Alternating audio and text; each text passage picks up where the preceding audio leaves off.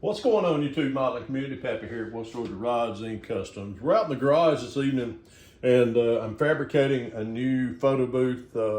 Actually, it's for our model club, for our Acme Model Car Club. We talked about bringing in a photo booth each time at our meeting and taking better pictures of our builds while we're at the meeting and everything. So I kind of volunteered myself to do this and wanted to show y'all how what I fabricate. I've had a lot of people, especially watching my Facebook pages as well as Instagram, things like that. They said, "Man, you take some pretty good pictures." Well, one thing is with a camera, I just use my phone. I don't have a real professional camera, but my iPhone really takes great pictures. But you need a proper background in order to take those good-looking pictures. I'm going to show y'all what parts I've got right here. This is a 1/2-inch CPVC that's available at Home Depot, Lowe's, Ace, any of your big box hardware stores. Some of the other things that we're going to be using, these are 1/2-inch by 1/2-inch by 1/2-inch. I don't know if they're called T's or three-way, but you'll need, I think I got I think there's 8 of these. So we got these 8 right here, and then just 2 90-degree 1/2-inch by 1/2-inch corners right here. The other things, I'll tell y'all as far as measurement and what we need and what you'll need to do to cut all this out. The backing that I like to use is craft paper. This is available at Hobby Lobby, Michael's, anything like that. And you can get a big roll of it. It'll last quite a while. And this is about a 30-inch long roll. Why so long? I'll show you once we get this thing fabricated up. Excuse me. Size that you'll be using, or what I like to have, is about 30. These cross members right here are 32 inches. So you'll need 3 of those. You'll need, let's see, 8. Cut out 8 of these right here, and each one of these are 14 inches in length, and you need 8 of those as well. And what did I do to cut them out with? You can cut this stuff out with, if you know anybody that's a plumber, you got some of these. These are great to have. You can cut them out with a handsaw. It takes a little time. If you notice right over here, I've got a big assortment. I got a big wood shop out here in the garage. But I cut these out with my compound saw, just marked off 14 inches and 32 inches, I believe, and chopped it with a chop saw. Other thing that you're going to need, of course, is a good marking pencil, tape measure, some CPVC glue, and just a little bit of time, and it don't take long. So moving forward, let me get some of this out of the way, and we'll start fabricating this thing up right quick.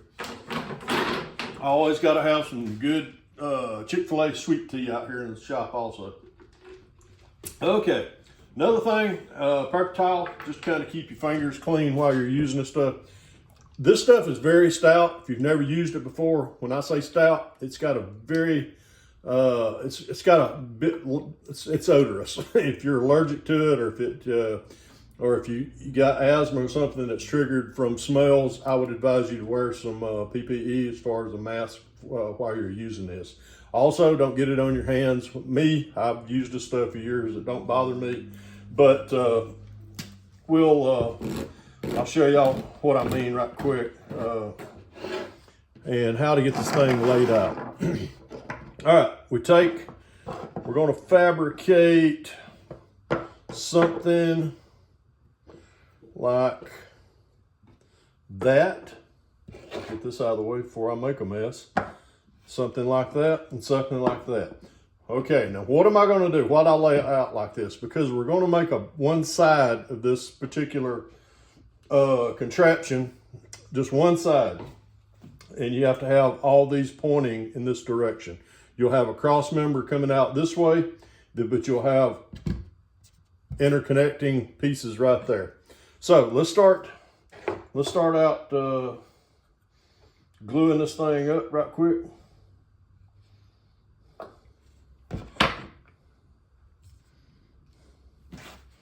Stuff is, I don't like getting it on my bench.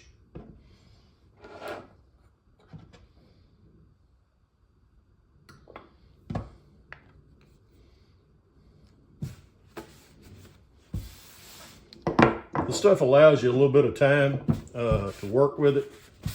It's not like a per se super glue, anything like that. So you got a little cure time when you're working with this stuff.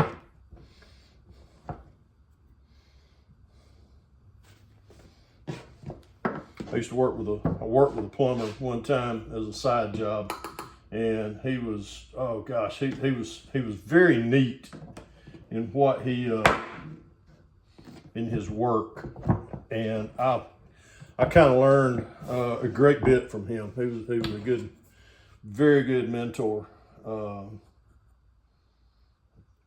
learning the trade.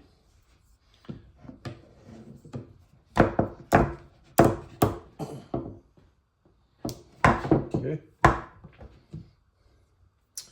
And we got our L right there. Move this down here.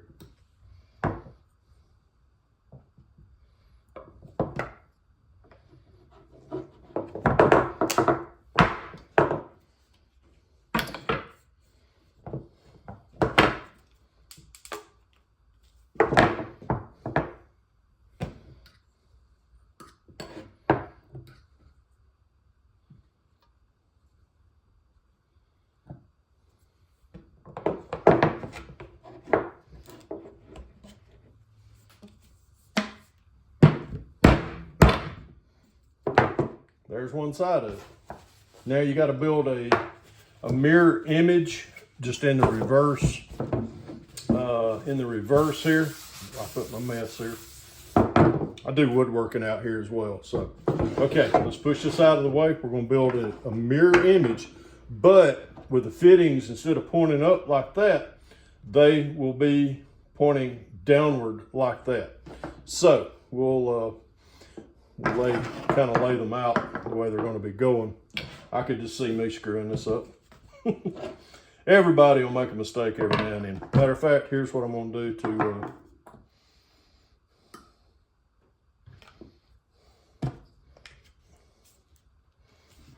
there's that one. And as you see right here, this is what, see, I have to even think myself. There's what I'm trying to duplicate right here, is this one's going that direction. So we'll flip that one over. That's the direction that I want it to go, and then we'll start moving on from there.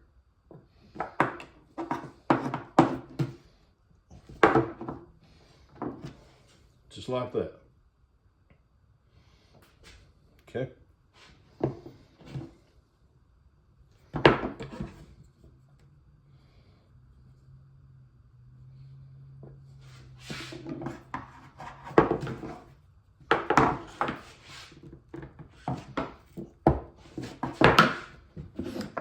Perfect. Okay, same thing right here. We'll be doing it just like that right there. If it's out of frame, I'll show y'all.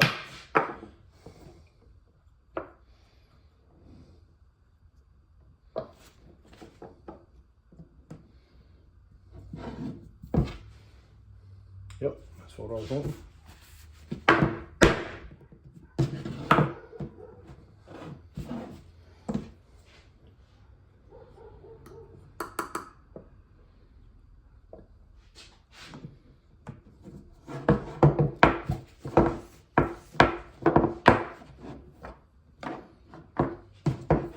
Going back, making sure I'm going the right direction, and I am. Move that one back like that.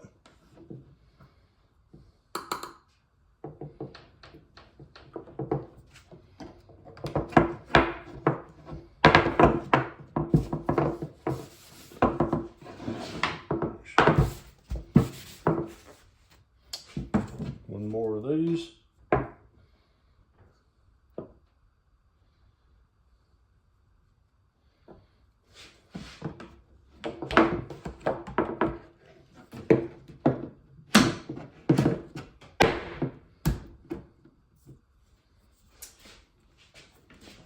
And just like that. Okay, now let me wipe all these down. I don't want no residual glue on these. That was another trick. That was another trick that he taught me. Was kind of wipe your joints and stuff down when you finish. We're not going to need this any longer because I want this to where I can take it apart when I go to, say, a meeting, or if I want to break it apart and bring it out here in the garage and take pictures or something of a finished build. All right, now this is coming along quite nicely. Okay, where we go? All right, here we go. We're doing, where is my, around here. There we go. Kind of got turned around my own self. Okay, these are the 32 inchers that we're, and I don't want to glue these in unless you really want this thing to be permanently together. You can do that. You can glue it in. I want mine to be mobile. That way I can take it apart, carry it to our meetings, and go from there. Here is a corner right here, and I'm going to show y'all. All right, here's where my paper has to come in. This fits right down on here. Once I have it too tight, let me go ahead and open it up. Get that taken out there. Open up a little bit.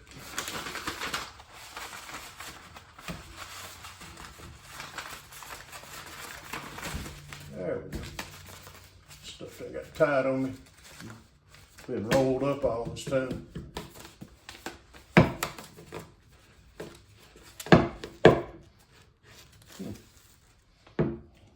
Of course, nothing wants to play right when you're on camera. And let's do this right here. There's several ways, and I'll tell you what, this thing's gonna fight me tooth and nail here all of a sudden.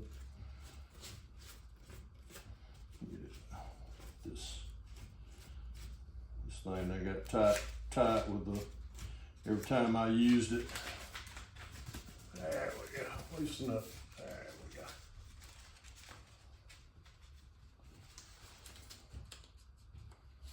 we go. Well, but of course it's gonna fight me tooth and nail as usual.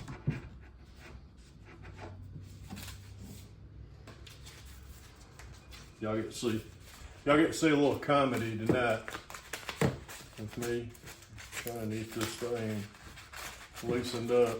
This roll has already got smaller on the inside and it won't go over the 1/2 inch tube now. So, but we'll just help it loosen up. Man, these rolls of paper get a death grip when you do them. You tighten them up like that. Now, of course, it wants to be a horse's butt.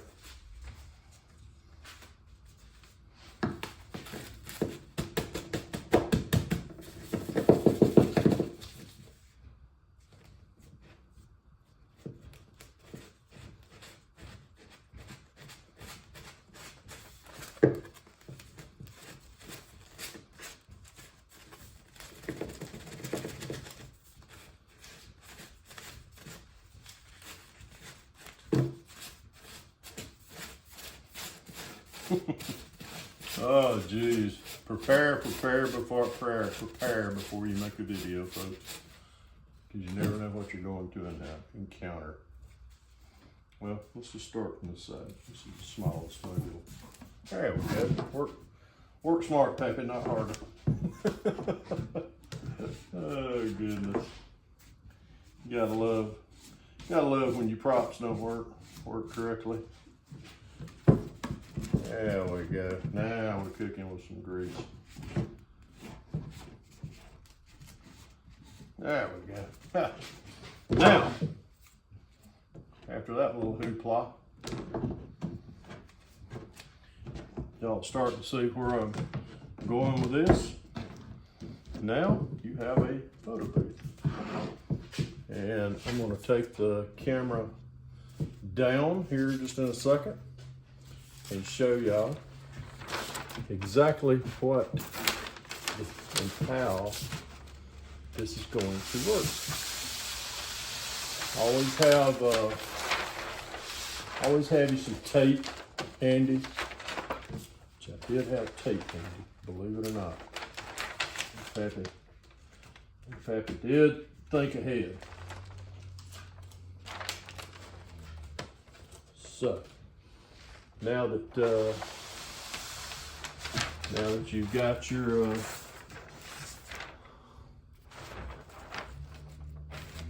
and let's say we're going to take a picture of my tape measure. Voila, paint booth. Set you one of your builds right there where the tape measure's at. I got some lights to illuminate it. Found these at Harbor, not these, nor these, but these right here. Found 2 of these. Take them over here. Haven't got them out of the box yet, but these are I think I give $14 for these. These are 5,000 K daylight as far as daylight color. And that's what you're really looking for, is a daylight color. These has a 5-foot power cord. You can hook that up just about anywhere that you're trying to take pictures. If I ain't mistaken, I don't know what lumen these are. These are, I want to say these are 800. I'm probably staring. Yep, 800 lumen for these. These are available at Harbor Freight, $14 a piece. The PVC and the fittings and everything were probably, I think they were around $25. But take 2 of these lights, they're clamp on, or they got little stands, and you can shine that inside right there to get get it illuminated. And and you can break this thing down. The paper itself is probably about $5 for a roll of that. But this really does, if you want to take great quality pictures, if you've got an iPhone, you'll have, you can get it lit up, put that build in there, and it will will make that model look a lot better. Anyhow, if y'all got any questions, drop me a comment down below. I'll be glad to answer them. And if I always say, if you can dream it, build it. God bless y'all. Pappy out of here.